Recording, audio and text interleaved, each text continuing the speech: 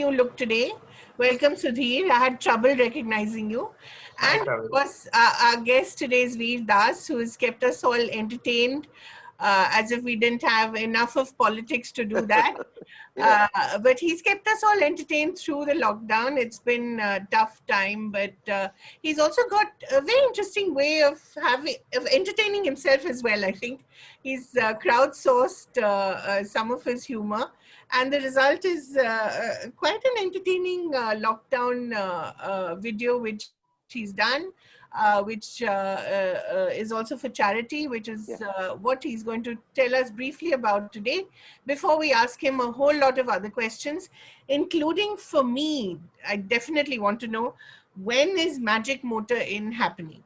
So, hello and welcome, Veer. Thank you so much for joining us, and tell us all about this lockdown video. So it's a comedy special. The show is called Inside Out. It's a comedy special, and it is India's first lockdown special and India's first charity special. What happened was when the pandemic started, just to A, kind of not go insane, and B, raise money, I started doing these shows online on Zoom. And you know, it was 250 to 350 people every night, and we identify a different charity every night. So we did about 30 to 45 shows so far, and we've given away ticket sales to about 37 charities so far, picking different causes every night. And because it's Zoom and it's weird and it's delayed and it sucks, just to kind of placate people and warm them up, you'd ask a question, you know, because it takes a while on Zoom to warm up an audience, saying, what's the first thing you want to do once the lockdown ends? And I threw that out casually, and I think I kind of underestimated how vulnerable people were feeling in March. Because if you remember March was like, we are all going to die, shut your house, go to sleep. Right. Yeah. You know, there was no information in March. So I started getting these very real answers, you know, very, very real. And, you know, to the point where people were saying, I miss my loved ones. I'm afraid my father's going to die. I haven't seen my fiance in 3 months. So you can't be like, hey, what's up with airline food right you know, right after that. You have to stick around and have that conversation. And that started to feel like something that was interesting to me. I had zero intention of putting out a special because I just had one in January, and it was hugely successful. And you want to wait a while before you know, for things to happen in your life. And then I think it's been 2 years since my last world tour. And I think I'd kind of forgotten that I have an international fan base until they started showing up on Zoom. So suddenly you had someone from Poland and Wuhan and Norway and Australia and South Africa all on the same show. Then it hit me. As I said, you know, this is the first time and possibly the only time in my life that there's global common ground. To be fair though, Veer, you've always tried and got this international angle into your shows, right? Including the last one as well. Yeah.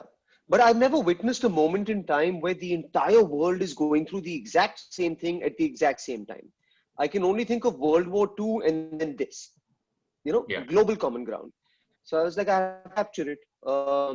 And then we decided on how to release it, found 4 charities, and now it's a charity special. Right. I mean, you spoke with us about a couple of India's first labels as far as this show is concerned.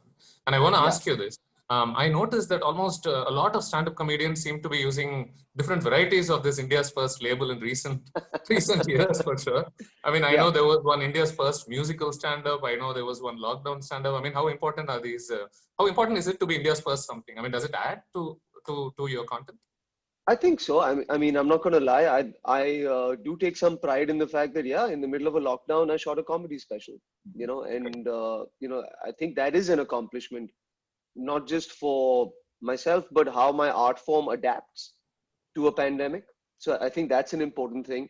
India's first charity special, you're largely putting that message out there because you're trying to raise money, and it's a good marketing thing to have. So, you know, because this is a non-platform release and a charity release, I get to be utterly shameless about the way I promote this, and have zero shame in really breathing down your neck and stuffing this down your throat. So I'll call it Susan if I need to, if it raises the right amount of money.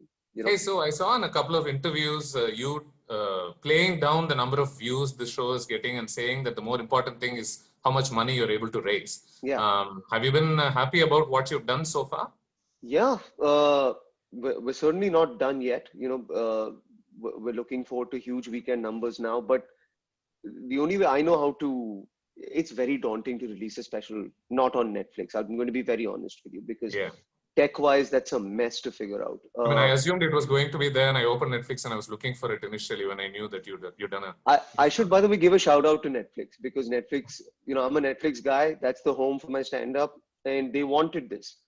And I went to them and said, I want to do this with it. And their first response to someone who is under contract to them and has 3 specials with them was, how can we help?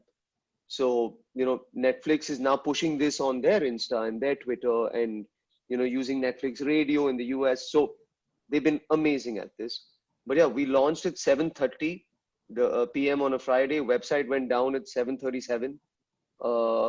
Then it went down at 10, then it went down at 2, and I don't know about this stuff. So I'm like, what is in AWS and why is it not working and who can I scream at? And, but we appear to be in a very good place. Hey, so could you not have done this charity angle in collaboration with Netflix? Was that not possible? I don't think you can donate on Netflix. And also, to me, it's a very clear inclusiveness. There's a lot of people who do not have Netflix, Amazon, Hotstar, Apple subscriptions, but who have 30 rupees as a minimum to spend. And that's the minimum, and you can slide it up to whatever you want. So I feel like that's truly inclusive. Mm. So tell us, what was it like performing and interacting with people on Zoom calls? Talking to them, sort of being at the liberty of their responses to create your own material. That it's like asking me if cyber sex is better than sex. Is it? Is it? I don't know. As a married man and Gen X, so Gen Z, I don't know which one I am. I'm 40, Right. so there you go. Here's the way I look at it, and I found 2 bright sides in it. Number one, I have a profound sort of new understanding of my audience because, see, normally when you come and see me or any comedian, the arena's full. You are an unlit mass of people, and I'm under lights, and it's about me. Zoom is very democratic. We're all just boxes on Zoom. So, for the first time, I can see your house, your fan, the painting on your wall, the books on your shelf.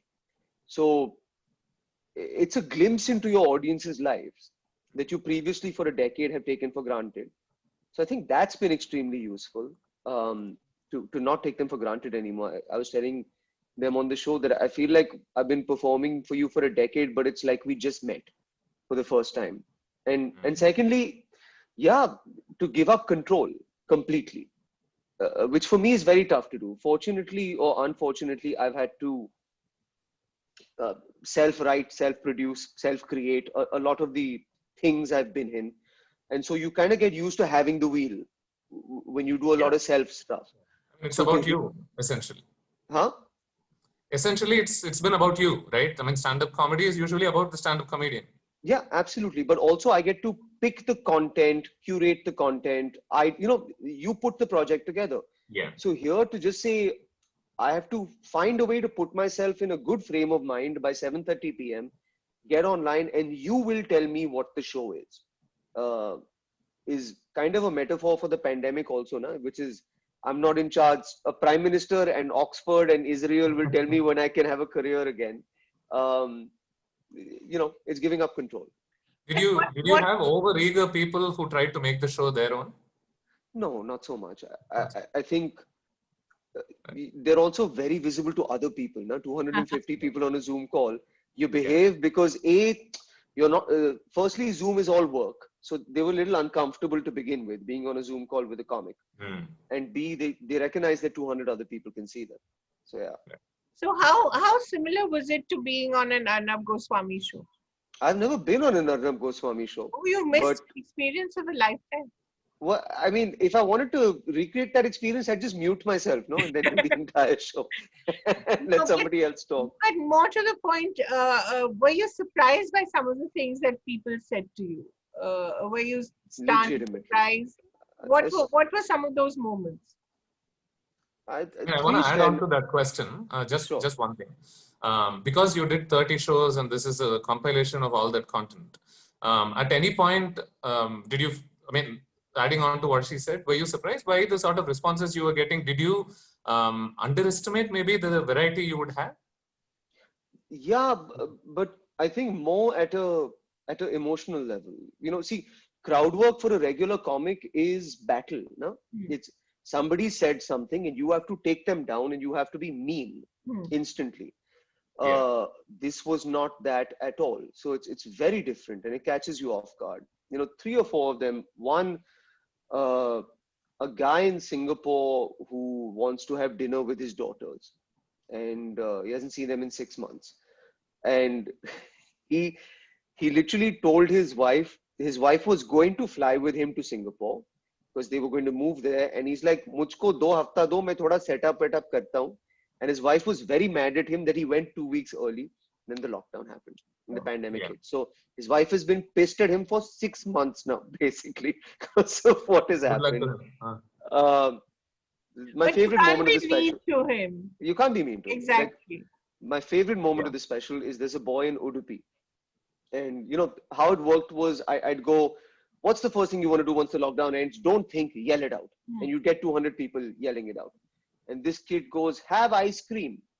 And I started talking to him and I'm like, why do you want ice cream? You look very depressed. And he said, I have admission to an engineering school in the US and I have an almost full scholarship. I didn't go for my visa interview and I won't be able to go this year. And, at that point, 300 people just melt, on the call. So when the lockdown ended, we sent him ice cream, just a shitload of ice cream we sent to his house.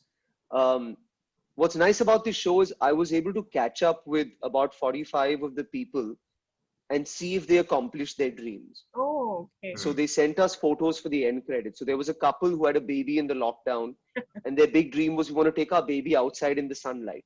Wow. So there's a lovely photo of them on Eid with their baby in the sun, boyfriend, girlfriend separated, meeting in a park. We just closed it off with a lot of those stories. It's really quite heartwarming, Veer. I mean, does that make you want to do another kind of entertainment after this? Are you changed by some of these experiences? Is your art going to reflect that? I don't know. I definitely knew that at some point, if you watch the show, I realized that I would come off as an a-hole if I didn't participate. Yeah. Because people were putting themselves out there in a very real, visceral way. Right. And so I started recording these piece-to-cams where I would also talk about how I was feeling in the lockdown. And if I was having a terrible day, of which there were some, I would share that. So because, it's an a-hole move to be like, I'm polished and I'm slick and you're opening your heart out to me. So if the goal as a comic is to let more of yourself fall onto the page with each passing year, this definitely pushed me in that direction of putting myself out there. Hey, you spoke about this kid who was almost set to go to the US but couldn't. Yeah. And I want to sort of explore this angle a bit. I know that a lot of people have been unable to do a lot of things that they want during this time, right? For months on months. But many of them are almost hesitant to share some of those things, mainly because they're worried that maybe these could be first world problems. Maybe there are serious issues out there that, I don't want to inadvertently belittle by sharing my own problems. There is that. Were you at any point concerned that because this happens over a Zoom call, because there is an international profile to these participants, it could become like a bunch of people discussing potential problems of their own that other people would be like, really, is this a problem for you? No, I don't think so, because if I'm doing it for charity and it's a fundraising activity, then in some way I'm checking and passing on my privilege, so like I said, the minute there's a very good creative freedom in fundraising and doing it all for charity, where you can kind of really say, get it together now. We're doing this. Get your ass on the bus to an audience. You can push an audience a little bit. So we're able to do that with this. See, typically when it comes to stand-up performances, right? People sign up for the jokes. In a sense. You're usually the only one talking, unlike in this show.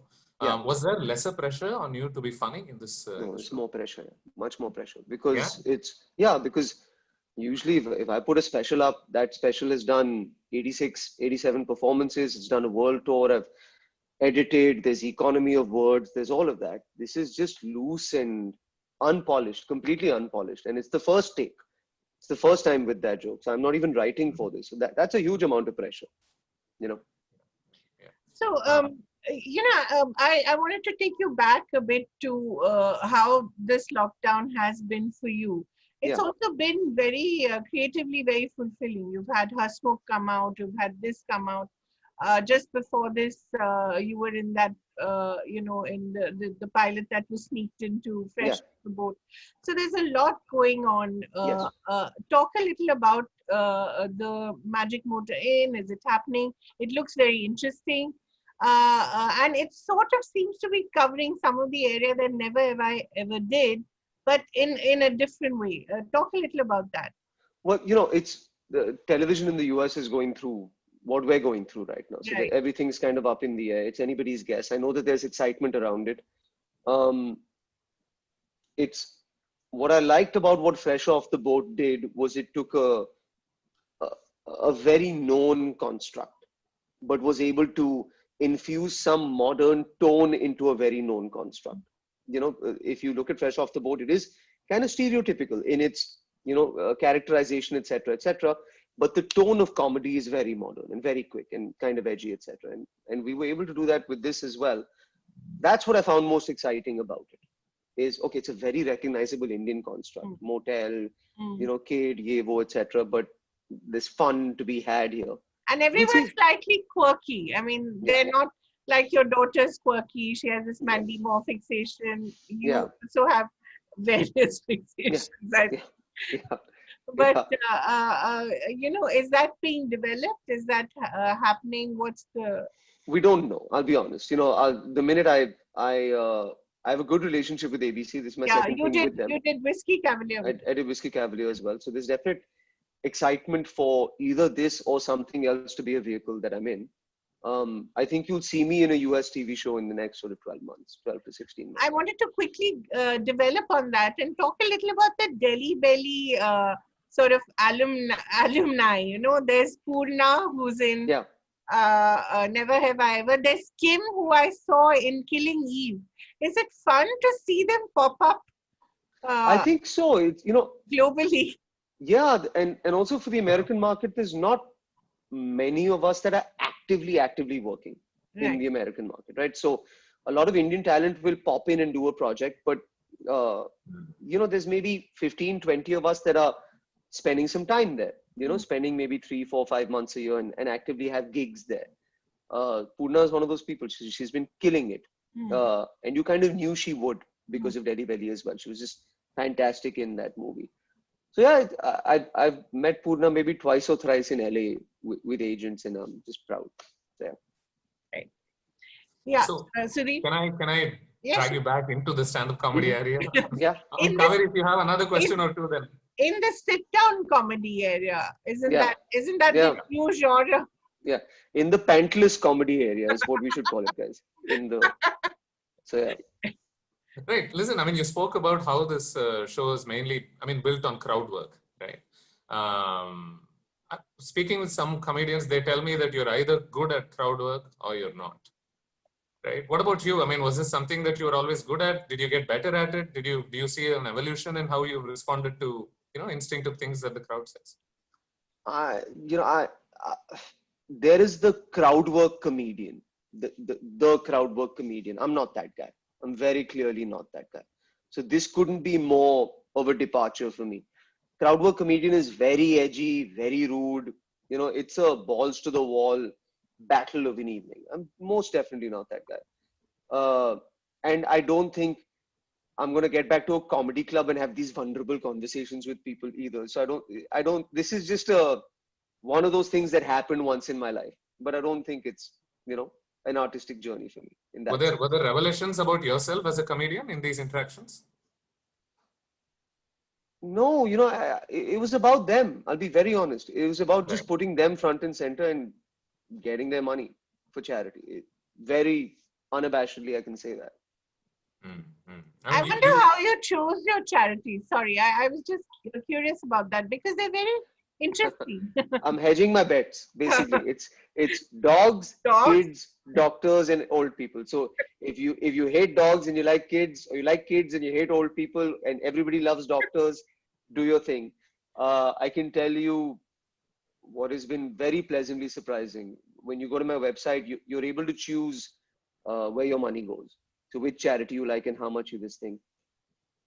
I would say about 35% of the people that have watched my show have chosen all 4 charities, have donated to all 4 charities. So I'm very happy about that. So in a way, this is, has it also refueled your faith in humanity these last few months, this particular, despite evidence to the contrary out there that there's not too much to be optimistic about? Well, I think you have to take into account just what a small ass fraction of humanity my fan base really is. Yeah, it's very small. All right. So I always had faith in that fan base, but I mean, look, the big things aside, I was talking to my wife about this, and I said, everybody is either living alone or living with family who are officially done with your shit. You know, they're done listening to you. They're done spending time with you. They're done taking your tantrums. And usually you'd go out in public and you'd behave well and you'd bring tantrums back home.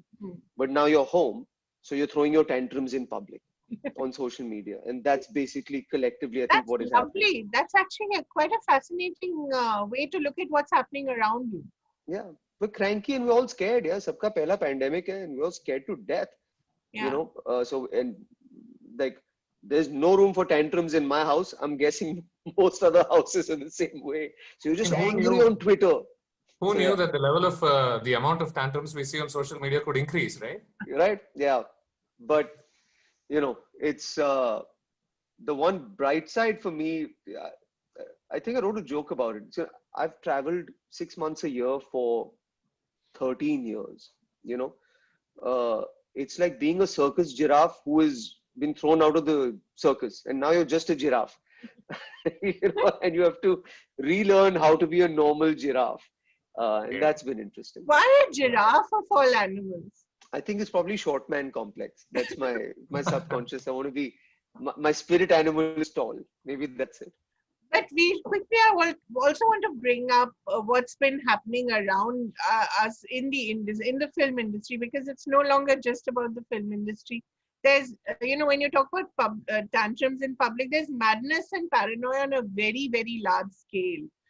You know, especially around Sushant Singh Rajput's death.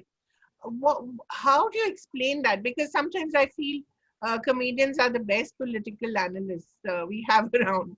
So how do you explain what's happening? I don't, to be very honest. You know, I didn't know him enough. You know, I'd only met him once. What's saddening to me outside of the death of a great artist is the death of realistic rhetoric around mental health. That's what I think is a big, you know, where every news anchor suddenly an expert on mental health and depression with very little sort of real professional research into it. That's what I think is going to be severely damaging in the long run.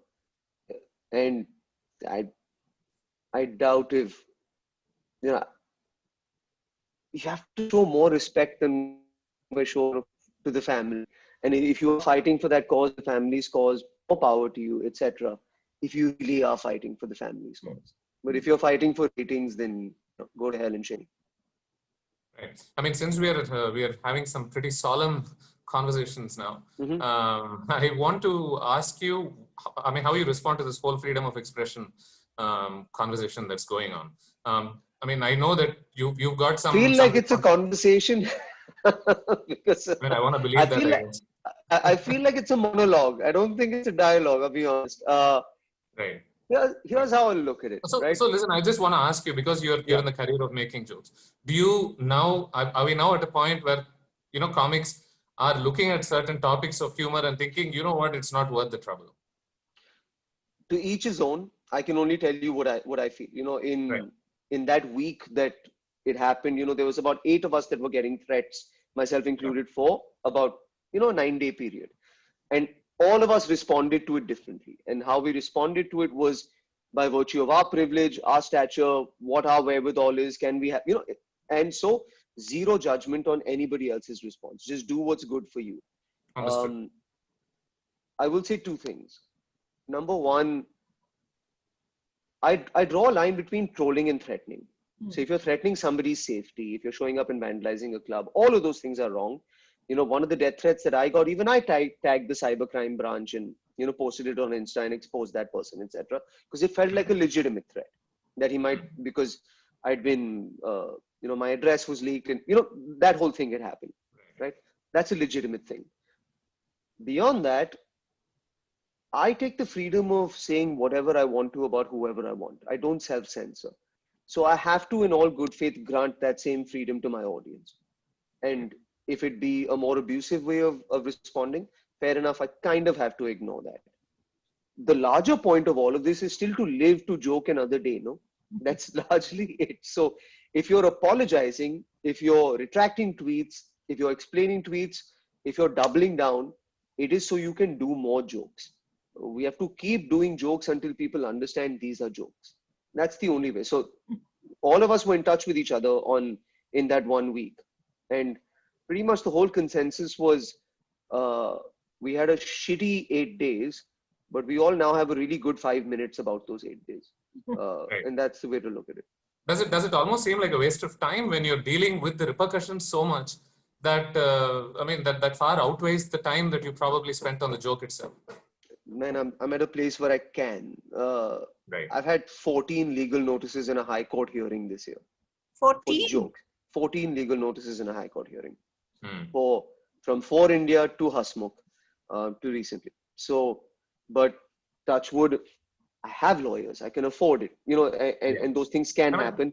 Most younger comics cannot afford those things. So we'll all respond to it in our own way. But yeah, it's a pain in the ass to have notices come in from somewhere or the other post a high court hearing also saying he's doing his job, he's a comic, it's his job to do this. One of the things I'm most proud of, if you look at the high court hearing that happened post Hasmukh, is the high court defined what a comedian's job is in my hearing, saying this is the job of a comedian, to take society, parody it to absurdity. Absurdity cannot be taken seriously. The underlying point is the jurisdiction of the comedian.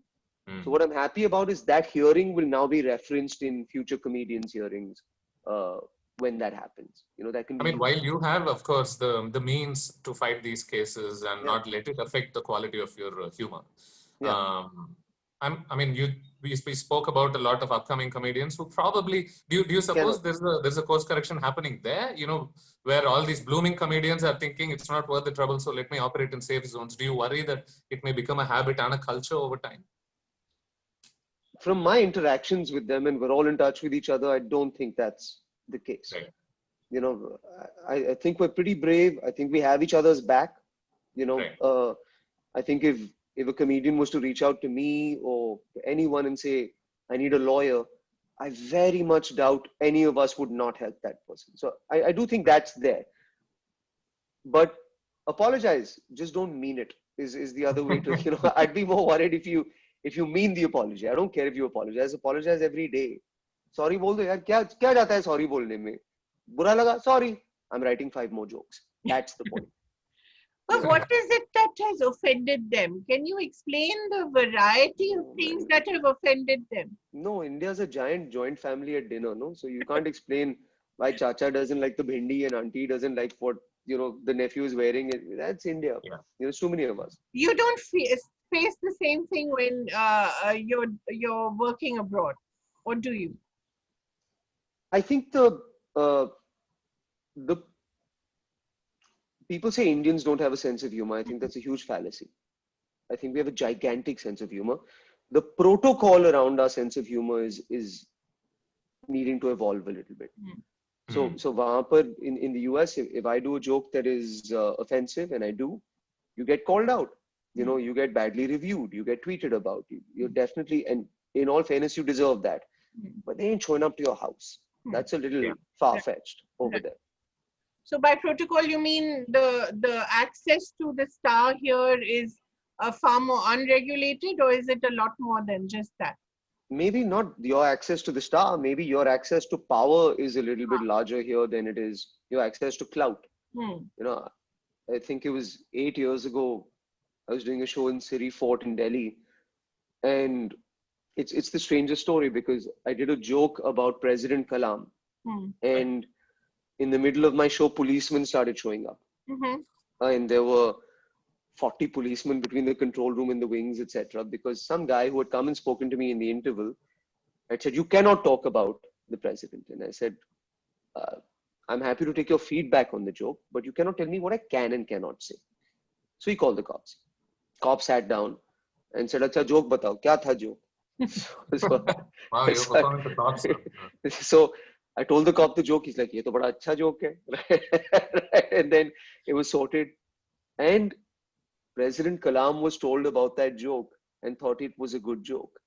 And many months later, I did a telecom conference where he was the keynote speaker, and I was one of those after, you know, it drinks hone wala hai comedian aake karega.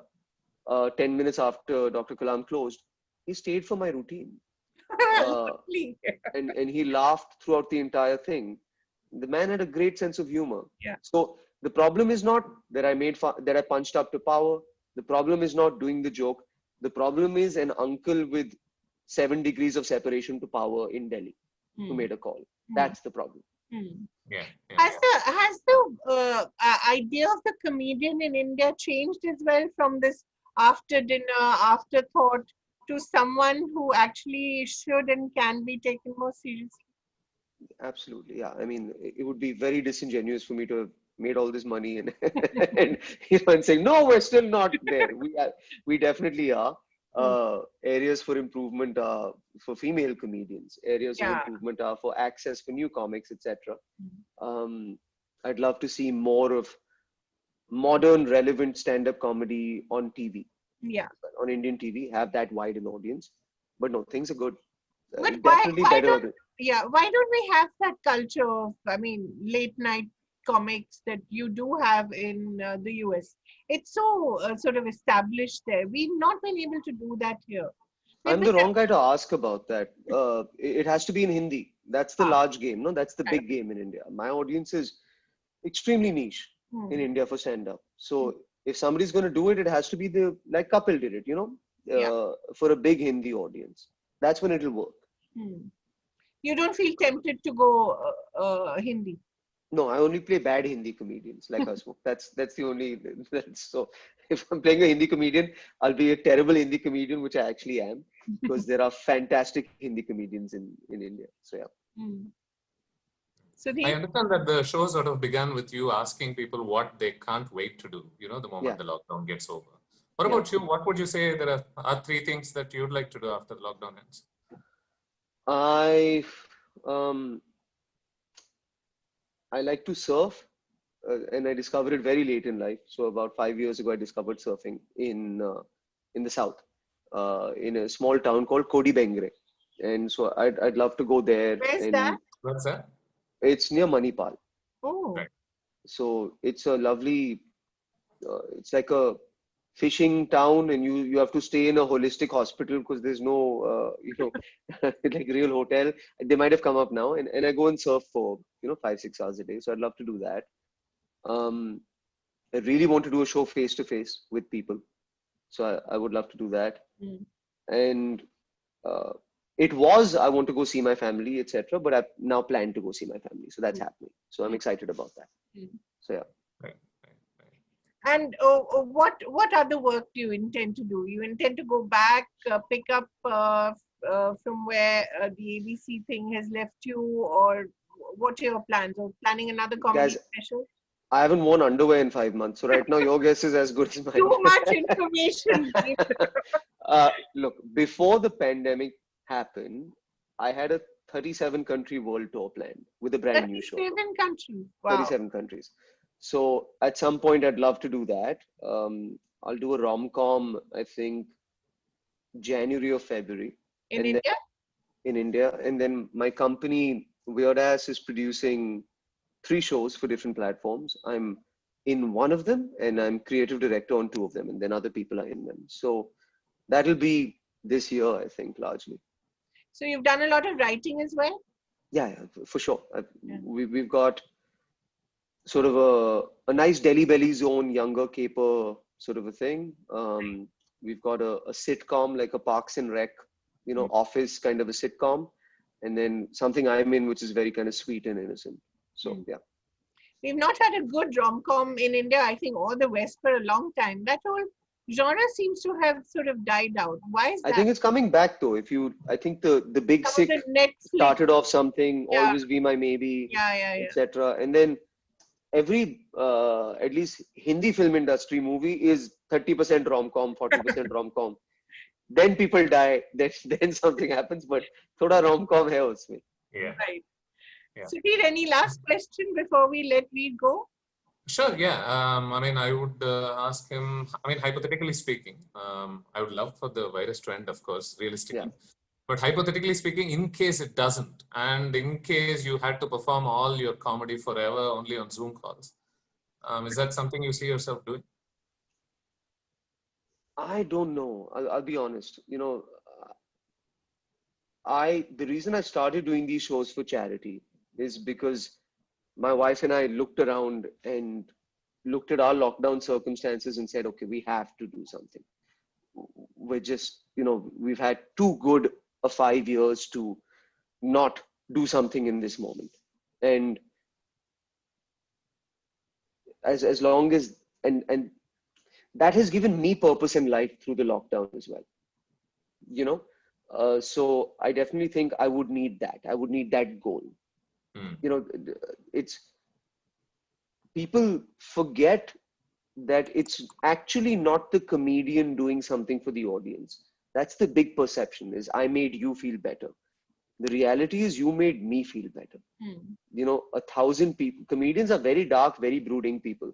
1,000 people or 5,000 people or 300 people sending you laughter online will get you through a lockdown. And looking forward to 7 p.m. I have to raise money for stray dogs or doctors or this and that will get you through a lockdown. So I would definitely continue to do it. Right. So, I mean, what I'm asking is this experience, live experience, indispensable to you being a comic? Meeting people in person. I honestly don't know how long I could do it.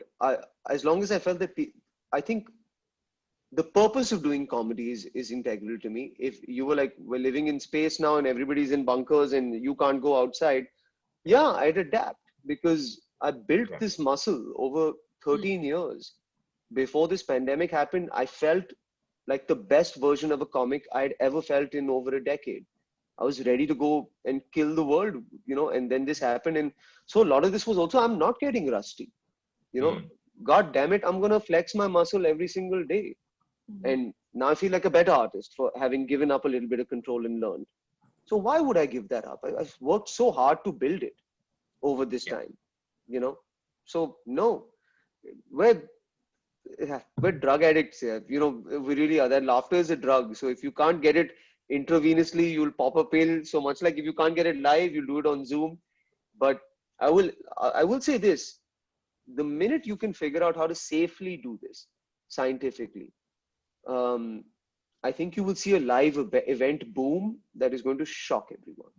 Yeah, I really do. For music, theater, stand-up, all of it. I think people will. Given how primed people are, to see the world out there. Right. Yeah. Veer, what's the last question? What's the funniest thing that you've seen around you during these very dark times? An image or a comment, or there's a lot that I can think of, but I wonder what you found the funniest. Okay, this is evil, but I'll say it. Just single millennials. Yeah, I feel so bad for these guys. I really do. Why? Because if you're a 23-year-old hormonal young millennial or 20-year-old hormonal young, what are you doing in a pandemic? How are you finding your soulmate? All your Tinder, Bumble, Crumble, all has gone out of the window. And I look at that with a sense of sympathy, yes, but also just a nice sense of older evil, saying, "Arey bichare, ghar pe baithe hain akele." So that is for love Really, lives. I think it's a little that's funny. really evil. It's very evil, yeah, but Yeah. it's funny. Anything that someone famous has done, which is which you found funny? Hi. No, yeah, no. That's the thing. Now, it's a line in the show, but the toughest thing about this virus is we don't know who to blame, right?